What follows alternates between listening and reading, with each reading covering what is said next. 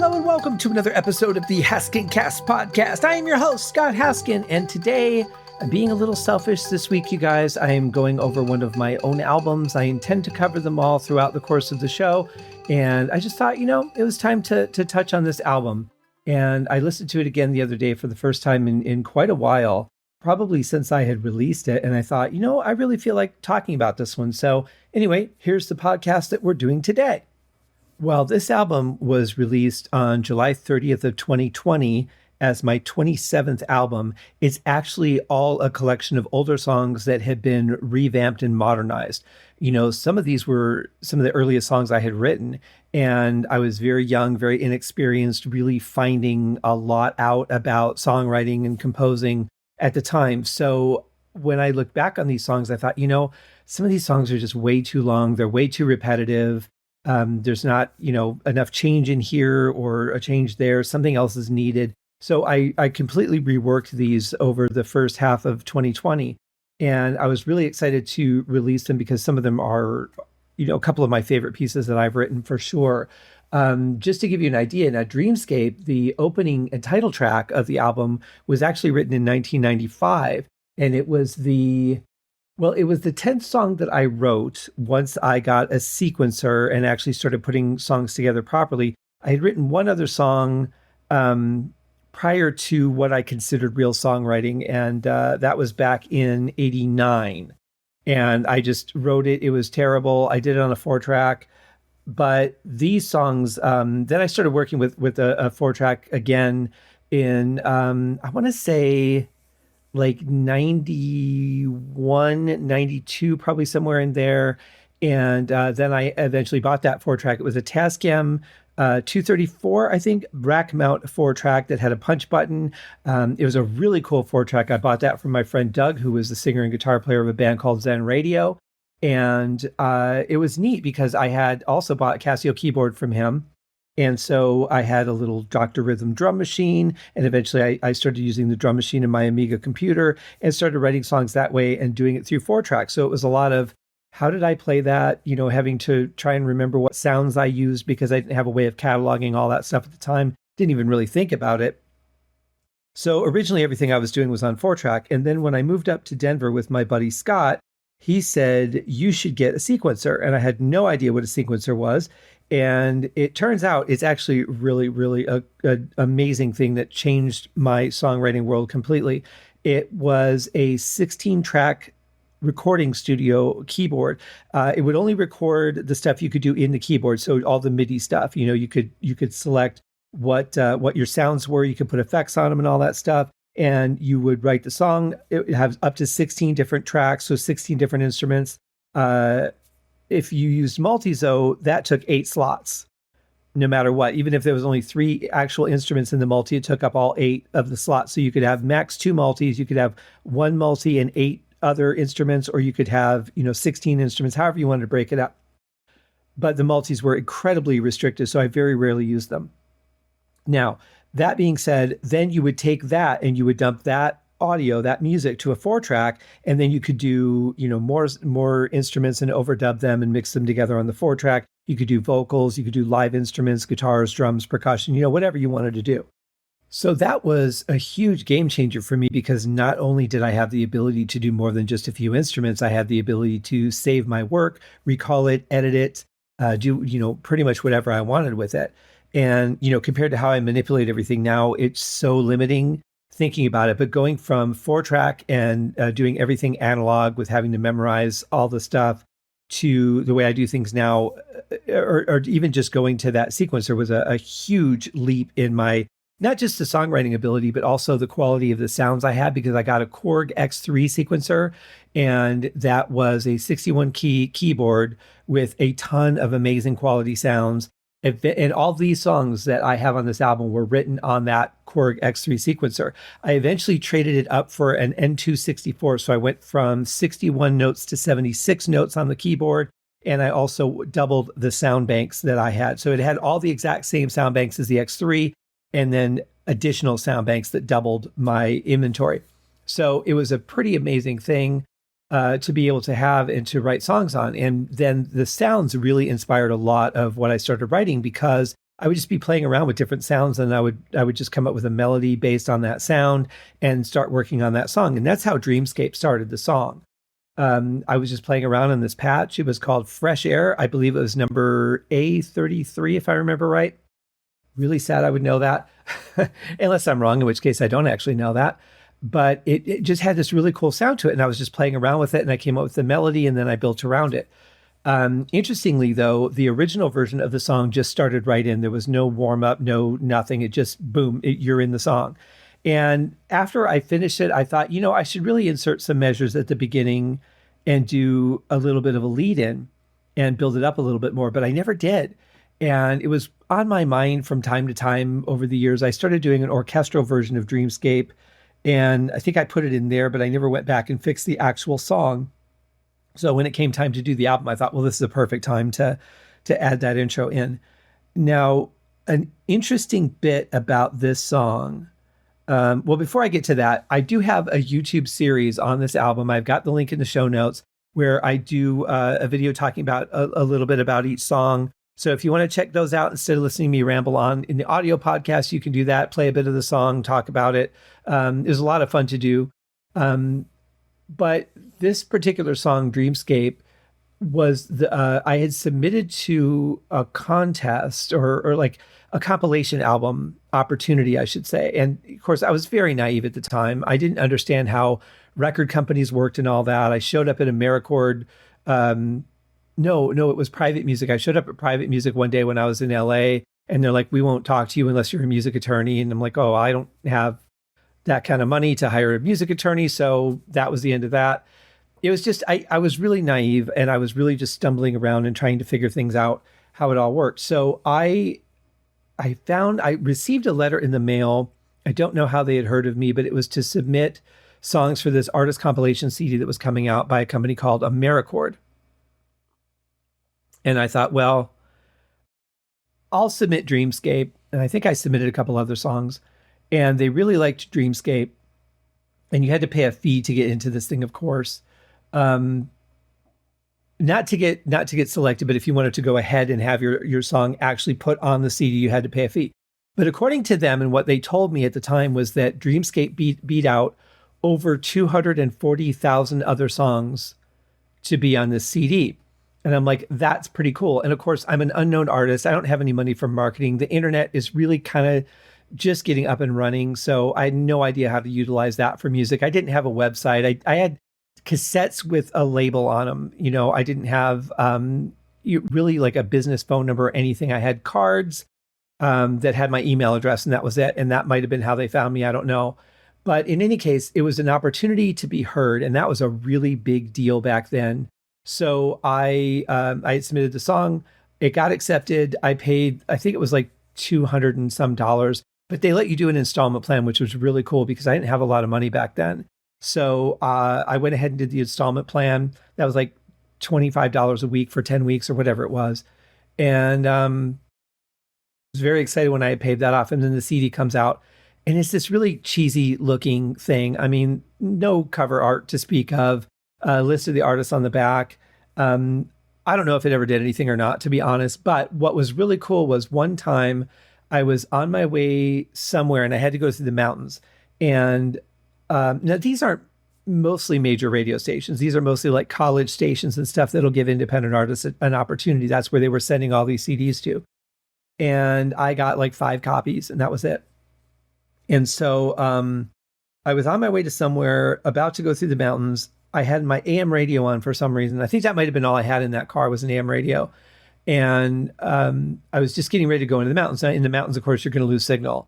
So just as I was about to turn and head down that road, I started to hear Dreamscape come on the radio. I'm like, wow, this sounds really familiar. And it took me a minute to realize it was my song. I was actually hearing it on the radio, which is incredibly, like, the odds of me ever actually hearing it were astronomical. So of course I pulled over and I listened to the song because why the hell wouldn't I? I was being played on the radio. That was so cool.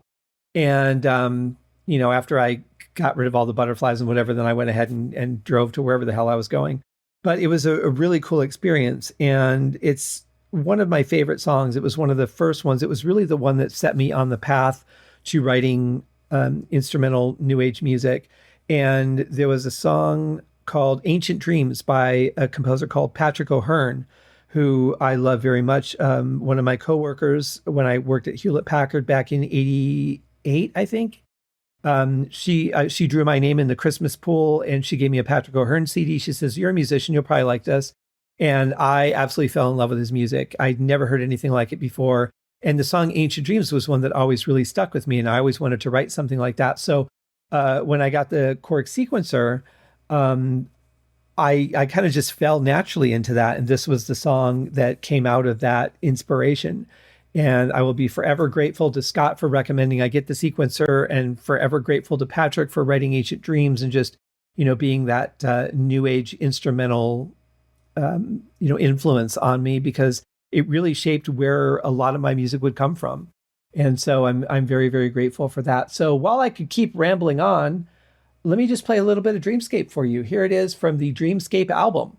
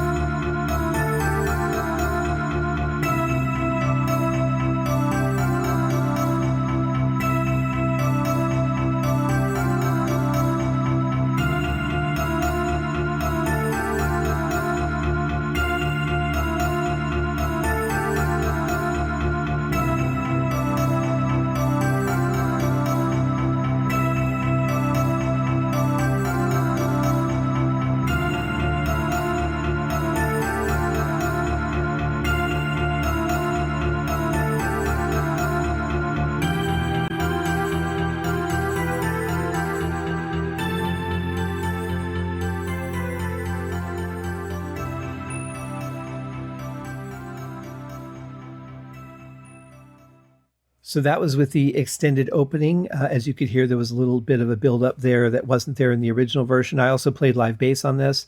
A lot of fun, though. From the original version, I also added a little bit of an ARP Odyssey synthesizer patch just to part of it there. Little subtle thing, blended in a little bit. But yeah, other than that, the song is almost exactly as it was originally. I didn't modify or edit this in any other ways. It's exactly the same length, all that. So a very important song in my musical career. It was really kind of a foundational song for me. The next song on the album is called Swinger, and this was written a long time ago. So this one would have been August 29th of 1995. No, I'm sorry, 1997. That was when I finished this one. This song is written about a miniature golf course hole. And if you've ever been to one of the golf courses that has just that piece of wood that's on a chain that you have to like go and run up to it and hit it so it swings back and forth over the hole, and then the person tries to hit the ball in, and invariably, no matter how you time it, the stick is going to knock the ball and you're not going to get it in the hole on the first try. I've never gotten a hole in one on that. In fact, it's one of the more frustrating holes that I've ever played on a mini golf course. So, of course, I was thinking about it one day, and I ended up writing this song about it. The song itself is one I absolutely love. I love the sound of it. I love the feel of it. I think it's interesting. I think it's got some different paths that it takes that really just kind of draw me in. But it's really the overall production of it, the sound of the song, that it's just very warm to me, and I've always loved that. I don't remember exactly how this one came about. I think it was kind of like Dreamscape. I think I was playing around with one of the sounds, the main sound that would make up the song, and just came up with the melody and then added the layers on top of that one by one, and had a lot of fun with it. I do remember really enjoying putting the song together.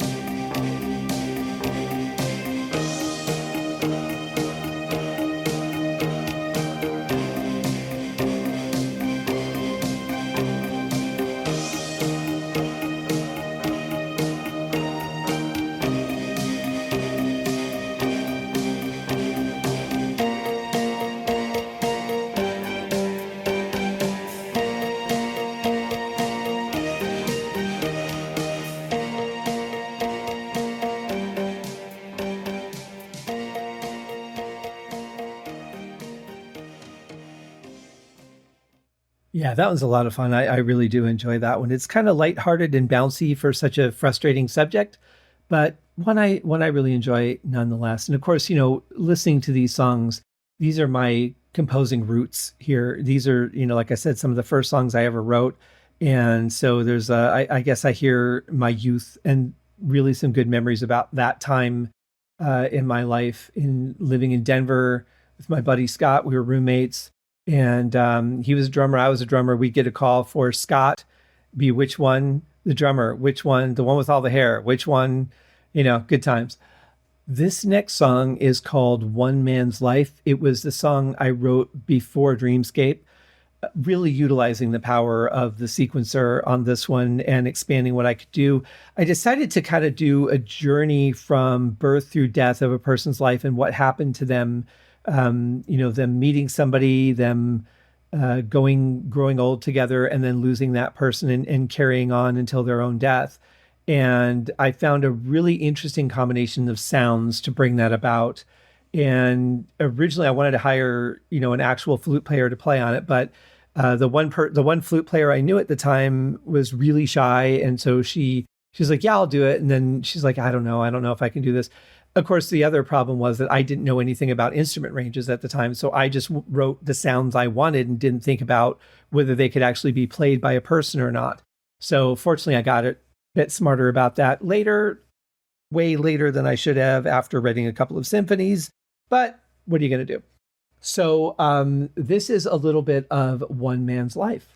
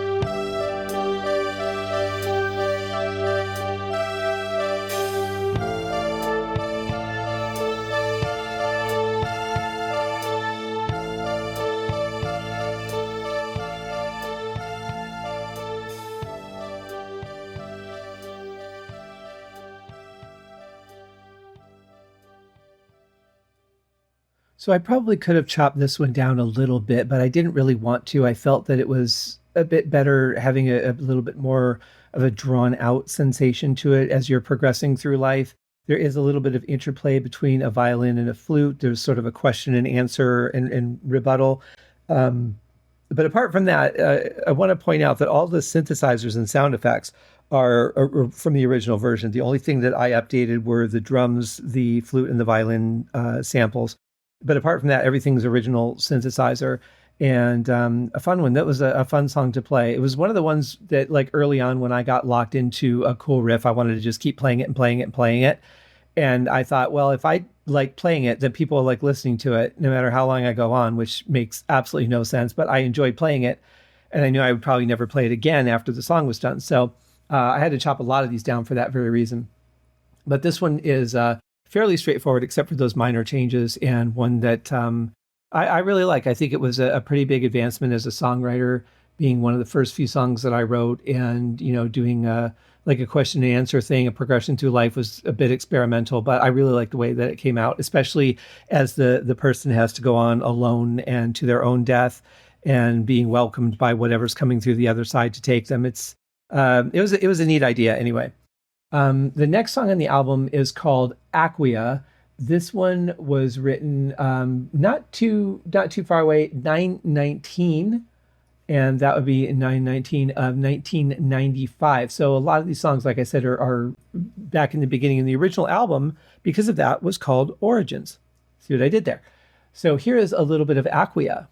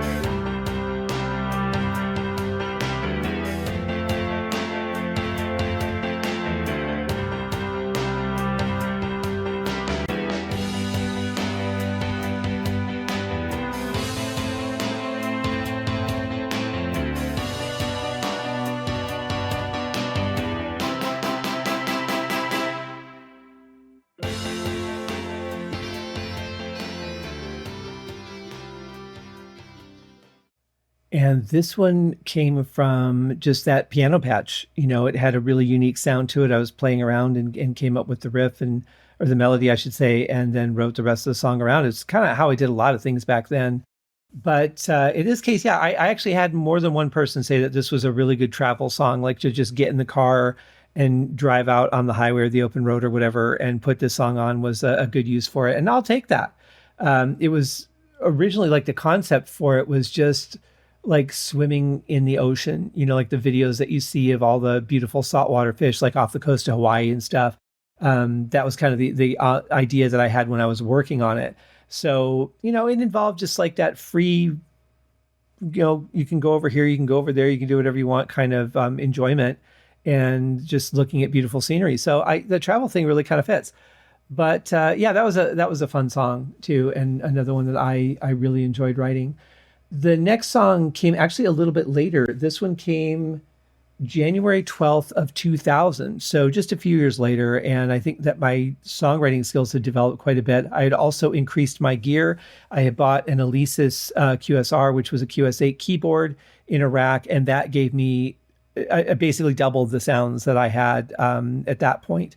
Actually more than doubled because I didn't have the N264 yet. I still had the X3. So I more than doubled the sounds I had. Then, of course, I started buying all the additional cards with sounds on them for the QSR and just, increasing I just gobbled up sounds at the time, far more than I was using. So it was kind of silly, but I thought, well, I better get them while I can. And so I still have the QSR unit and all the cards. Fun instrument, though. I really like it. It was really good quality at the time. And even a lot of those sounds, I think, hold up today. But this was another step almost back to like a Dreamscape style. It's really more ambient, got a little bit of a rhythm to it, and just a very simple, straightforward song, to be honest. But it's another one of my favorites. And here is Flight of the White Cotton Alien.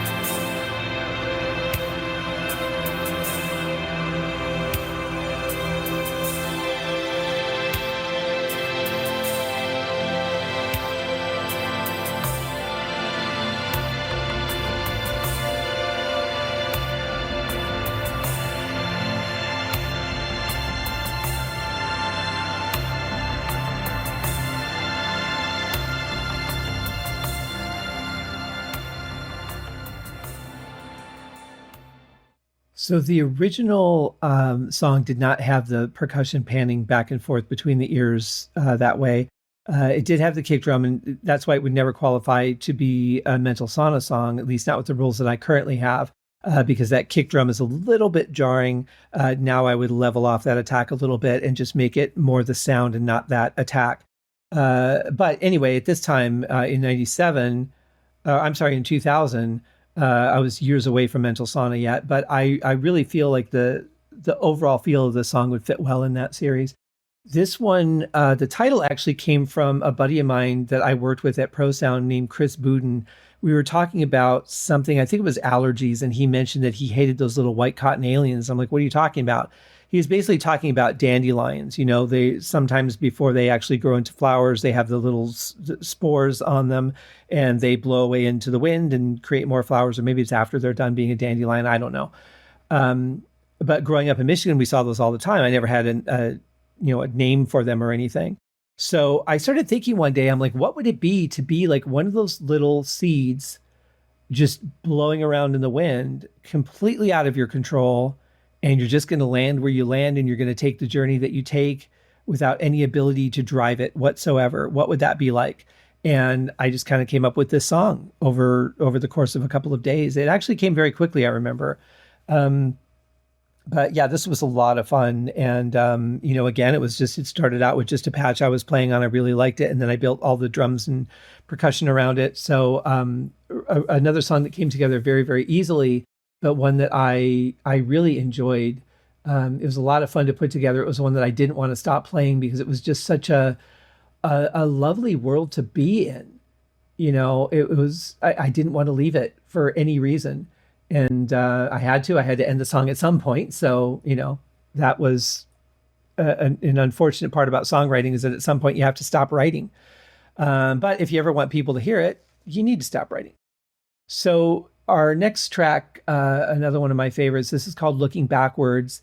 And this was finished in October 1st of 1996. I remember I was working as a temp at Norwest Bank, one of their corporate offices in Colorado Springs, as a job I was really hoping would turn permanent. And it didn't, because the agency I was working for got into some big dispute. They had a lot of people over there, and they got into some big dispute with Norwest and pulled everybody out. And it really sucked because I had grown to really like the job. I had a lot of friends over there. I was getting more responsibilities. I felt like I had the potential to be hired. But you can't hire people after they've been in a contract. If the contract has been severed, you have to wait like a year. Bunch of shenanigans. I did eventually get hired by Wells Fargo, who bought Norwest, and stayed with them for a little while. And then that turned into a whole other nightmare. But anyway, I remember it was a very, very cold winter, like the kind of winter that you have to take the battery out of your car some nights and bring it in the house. Otherwise, it'll freeze up and you're not going to start your car the next day. It was bitter, bitter cold. And I really wanted something, something to kind of warm me up. And I started playing around with this pad sound and worked my way into this song. And then I started actually designing the parts from there instead of just kind of letting the jam decide where the song was going to go. I actually was really working on the structure of this song. Now, I did a mass update on this one because in the original version, the whole middle section is really kind of boring. It's just like a bell pad, just going da da da da da da da da da da, and just interminably. And so I had to revamp that. I also had the last section of the song went on a little bit too long, so I trimmed that down a little bit. And I think I have something that is cohesive. It keeps that warmth, that ambience that I wanted for the song. And I think it's 100 times better than it was in the original version. So to give you an idea of what I'm talking about, here is Looking Backwards.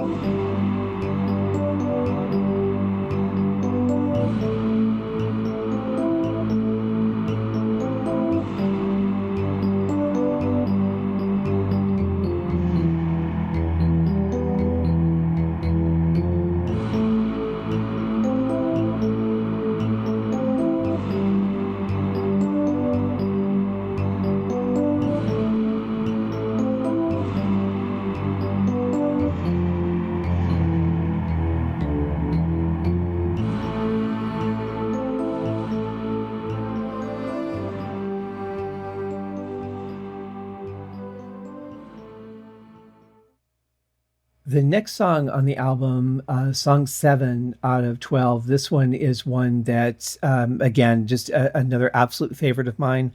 I was living in Littleton, Colorado, right off a little place called Marsden Lake, in an apartment there. And I remember I was on the second floor, and from my balcony, I could just see a little bit of the lake.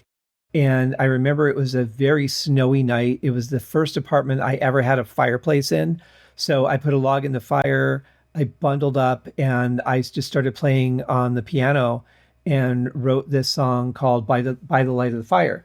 And this one I finished February 19th of 1999. I'm sorry, February 16th of 1999. And I sat there and did the whole thing in one night. All the layers, everything. I just didn't want to stop. And I think it was like, 3 or 4 in the morning by the time I finished. And I had the next day off, so I didn't have to worry about going out in the snow or anything, because it was really coming down and really piling up. And I just had the fire on. And so I called the song By the Light of the Fire.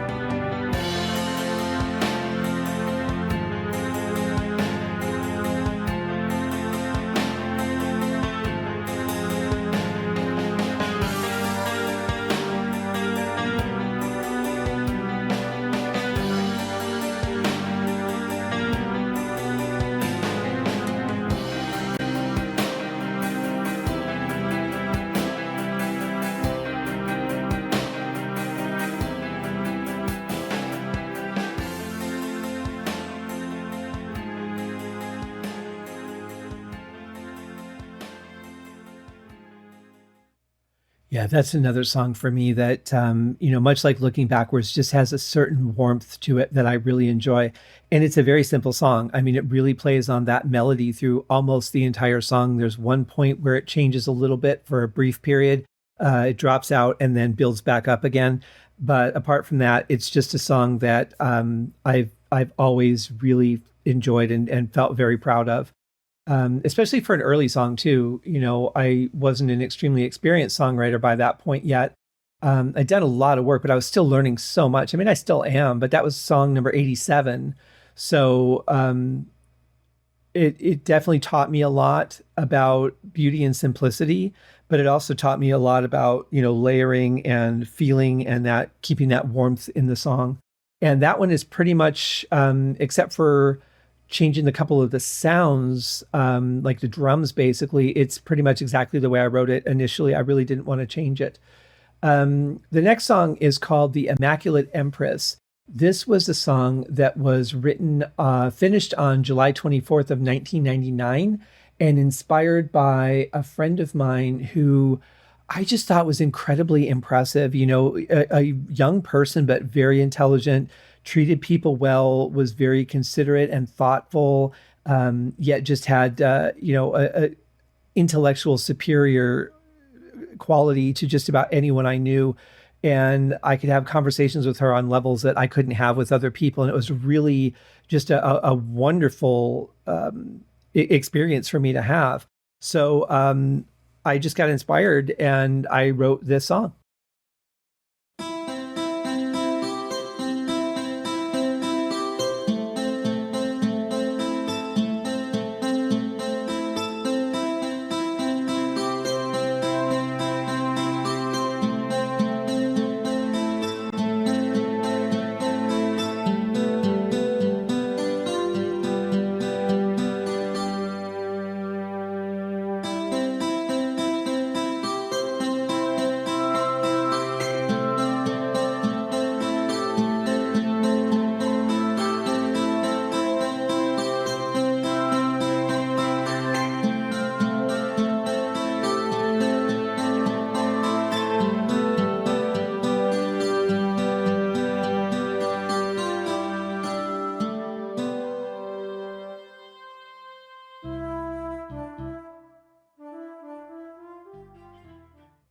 The only thing I really did to bring that one up to like modern times was just modernize some of the sounds, really.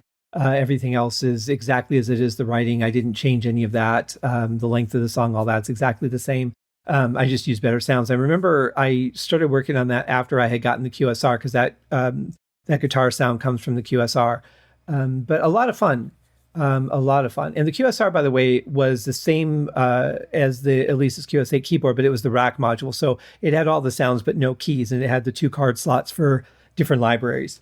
And I controlled that all through the X3 through MIDI. So still had the 16 tracks to work with at the time, just utilizing different sounds. The next song on the album is called There's Only Peace. And this one I finished January 12th, 1997. And it was actually one that I had just written and recorded straight through. And I'm like, this is what I have. And then I did a couple of layers over it. But the bulk of the song was all recorded in one take, just as I was feeling it.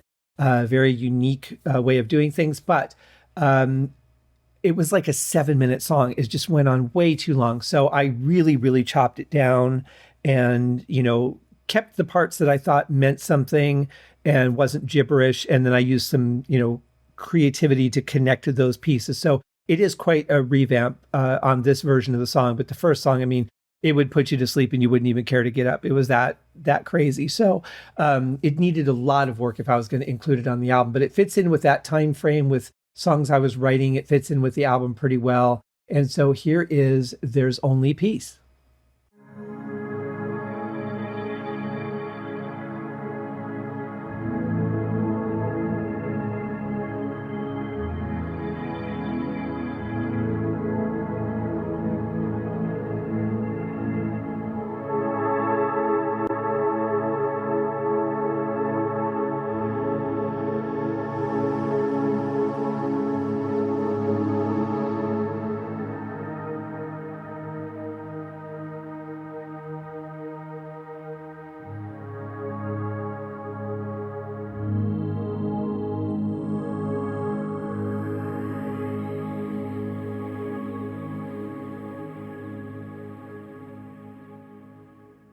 Just playing a shorter snippet of that. I don't want you guys to fall asleep. I want you to relax and enjoy the show, but not, especially if you're driving. So we need to bring the energy up a little bit. So our next song is called Across the Desert. This was 2 songs after I wrote Dreamscape. And I remember just playing around with some of the percussion and actually came up with a little bit of the percussion first and then started writing the song around it, going back to the piano as the foundation of it.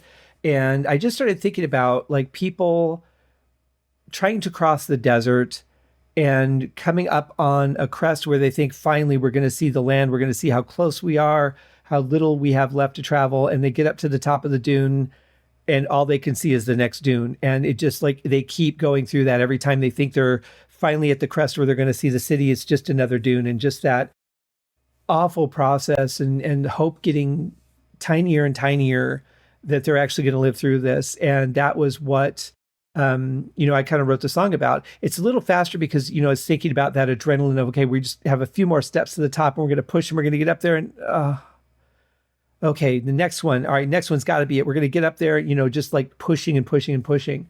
But it was a fun piece to play on piano, and then adding all the percussion and stuff in was a lot of fun too. So anyway, here is Across the Desert.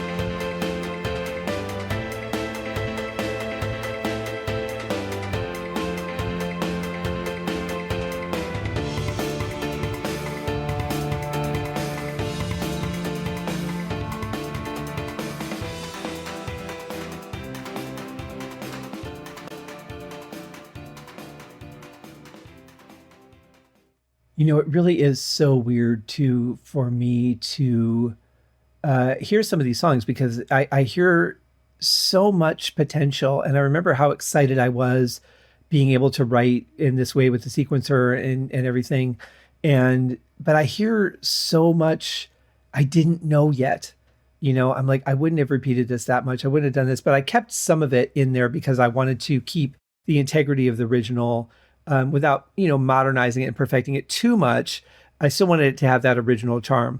But yeah, this was another one that was just a fun thing to play on piano. I had a blast with it and I wanted to just keep playing it. So I had to chop it down a little bit and be reasonable. That seems the right thing to do. This next song, called The Traveler, was the 20th song that I had written. This was finished sometime in December of 1995. I don't remember how this situation came about, but I somehow was put in contact with a guy who was looking for background music for Dungeons and Dragons games. And somehow I found him, or he found me, and we met up. And so I wrote a couple songs and he liked it, but the project never materialized. He never got the budget put together or anything. It would have been fun though, but it was basically going to be like a companion album for people who play Dungeons and Dragons, and like on the board game, not on the computer. And I love the idea of it. I'm not sure exactly how it would have worked because I've never played the game. Seems like, scenes can probably go on much longer than a song. It might get a little bit boring to repeat the song that long if you have to loop it or whatever. But anyway, I just wrote a couple demo songs from it. And this was the one that I just had a blast writing. I think it really advanced me as a writer. This was the second one that I wrote for him. And I really made me really wish that something would have happened with it. Now, this is a completely revamped version. The original version just went on and on and on and kind of just repeated and went nowhere. So this one's got a little more, involvement, I guess, as a songwriter. But it's another one where I just love the feeling of this song, very much like Looking Backwards or Flight of the White Cotton Alien. There's something about the atmosphere of this song that I just absolutely loved. And it's kind of a fun, again, another song that you could travel with, and it's called The Traveler.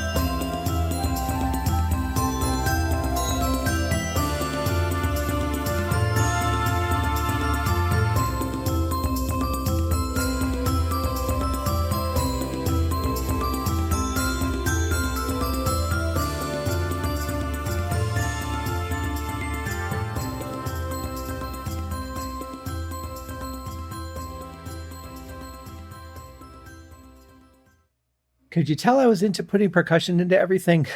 I mean, it kind of makes sense though for the song, and especially for like a travel song to have something to keep that motion going. But this was a lot of fun. It felt kind of, parts of it felt a little bit Renaissance, the way that I put the horns in just as the accents at the end of the parts and that, but it was a blast to write. I had so much fun with it. I was so excited to present it. And really, I think more so than the other one, because the other one was really like an introduction piece, like a mood setter, really atmospheric. And I remember just being so excited to present this and so bummed, I think, because of this song, I think more than the other one, that the project never materialized. But that's the way it went. I would go through that so many more times over the course of my career. And if there's one piece of advice I could give to people in any kind of entertainment career, it's like, you know what, you are going to get so many things coming your way, and so few of them are actually going to turn into real projects. And it's so easy, every time you get one, you're like, oh, finally, this is going to work out, and I could quit my day job and I could just be a full-time artist and blah, blah, blah. And then when they don't happen, it's just so devastating, and it makes your job just a hateful place to be. Don't fall into that trap. What you want to do is you get offered something, you put your best into it, you hope for it, you put your positive energy into it. But what you don't do is depend on it. Do not depend on that thing becoming a thing. Even if they get funding and they're like, okay, this project is going forward, we're going to make it. It doesn't mean it's not even necessarily going to get picked up anywhere. Maybe a record company is not going to buy it. Maybe they're never going to find a distributor. Maybe a studio is not going to take it. Whatever your medium is, just because, you have funding, again, is just another step forward, but it doesn't mean that the project's ever going to get completed. So many more abandoned projects. I'd say for every project that's completed, there's probably at least 1,000 abandoned projects out there, and all for various reasons. So put your energy into it, put your positivity into it, hope for it, don't depend on it. That is the best career advice I could ever give. I mean, other than like work hard, learn your craft and all that, like that goes without saying. But boy, I wish I had learned that lesson early, because I did not have the right temperament in the beginning when it came to things like this. And I just became such a frustrated and angry person. My jobs were just 10 times worse than they really were, because I wasn't getting where I wanted to be in life, and I felt stuck. I'm like, how can I move my career forward if I'm stuck in this 40 or 50 or 60 hour week job? It really, really hurt me emotionally not to understand that. So hopefully, if nothing else, besides maybe the enjoyment of some of these songs, if there's a takeaway from this episode, it's that right there. So that is my career advice for you today. Now, that brings us to our final song, the ending track, which is called Heathery Clouds. This is another one that was a much longer song eventually, again, because it was like such a party for me to play it that I wanted to just keep playing it and adding layers to the point where it was like, I don't even recognize this anymore. The song doesn't even make sense. So even when I was writing it originally, I was starting to understand that. And this was the 31st song that I wrote.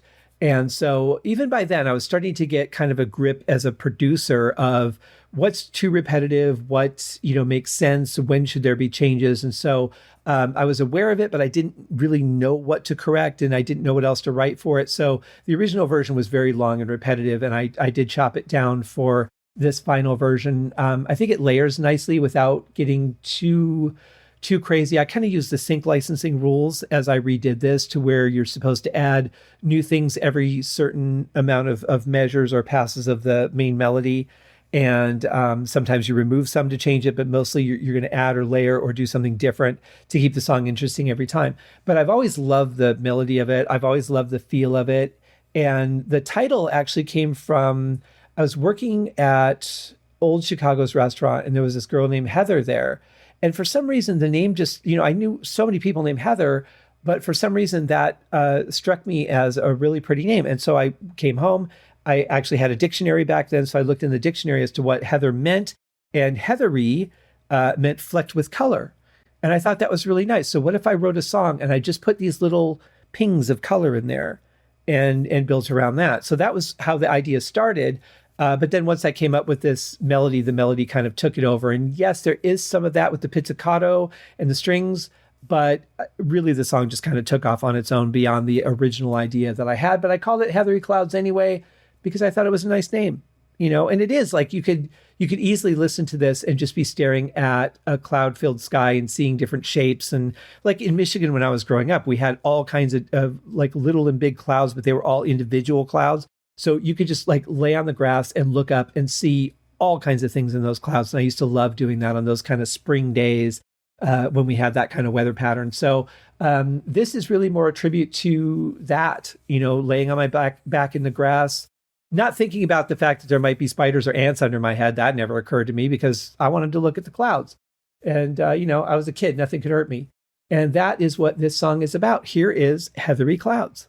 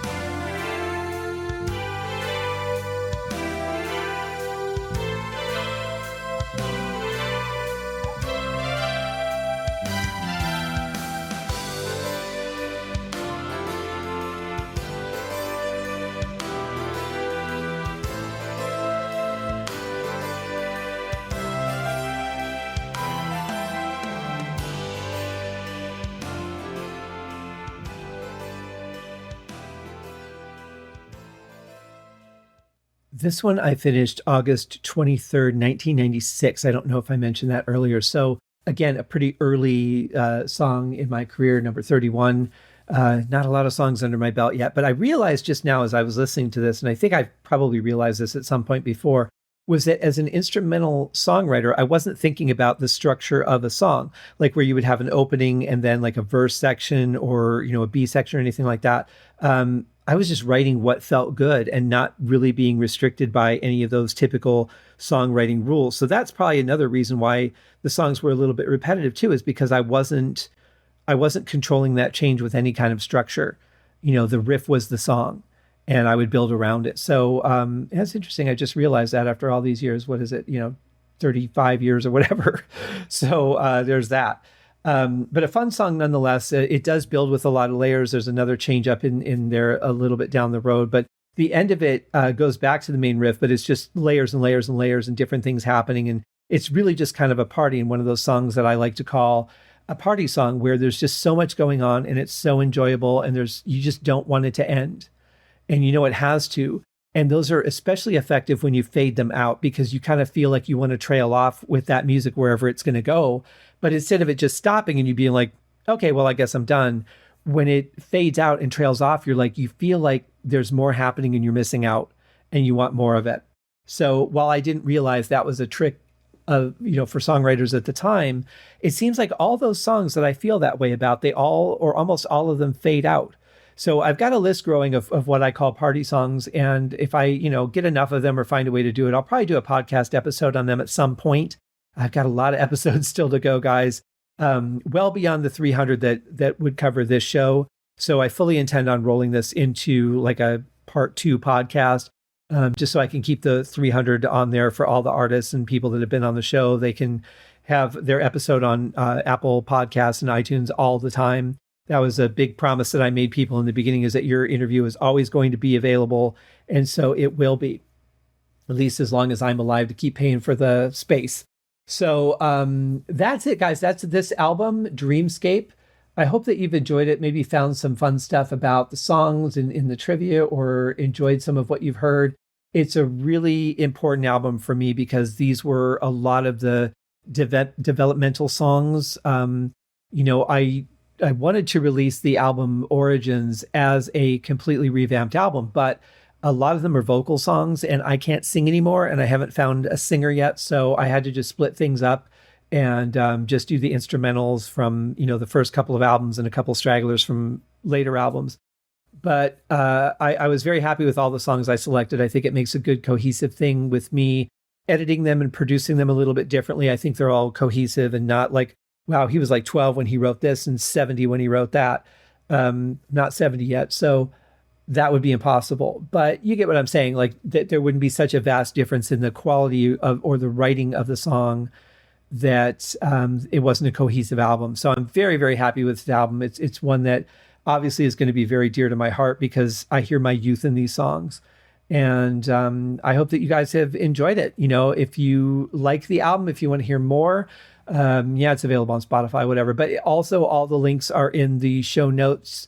You can also go to my website, scotthaskin.com, click music, and then under the albums, I have all the current released albums. I have all the non-released albums too, like all the ones I pulled off the market to do this revamping of all the songs and modernize them, and kind of put them more to the quality of where I'm at as a not just a writer, but a producer as well. And the production is very important from both the sonic quality, the quality of the instruments I use, as well as the writing, the writer's producer, saying, okay, this chorus goes on too long, or you need another bridge, or that kind of thing. So it's all very, very important. The only thing that I'm changing as far as the sound of the songs, other than the writing, or if I add an instrument or two, would just be, to update some of the sounds. Like I'm not using the Korg X3 drums anymore. I'm using like more modern sounding drums and things like that. I'm playing drums on the songs when I can. My shoulder is still pretty messed up, so I'm still limited on what I can do. But as long as the song sounds good, that's all that really matters at this point. And me getting songs out to you guys is the goal. So the new album I'm hoping to have out in June. This is a completely original album called Songs from the Circuit Board. And then the next album that I do probably in January will probably be another revamping of songs. So I want to do 2 albums a year, 1, an album of new material, and 2, an album of these revamped songs until I get through all of them. I might do like a best of film scores and stuff like that I've done. I haven't decided yet. But in any case, thank you guys so much for joining me on this episode, for listening to me indulge my own creativity a little bit instead of promoting someone else's. And thank you very much to Audionamics for providing me the Instant Dialogue Cleaner, the greatest tool I have in my arsenal. Thank you also to Cakewalk by BandLab for saving Cakewalk from the disaster it was becoming and keeping it available for all of us. And not only that, but for making it free. I'll definitely have to visit you guys at the NAMM show if you're there this year. And thanks to you guys for listening. It really means a lot to me. If I was just talking to nobody, what would be the point? So thank you guys for being a part of the experience. You guys have a great week, and I'll see you on the next episode. Cheers.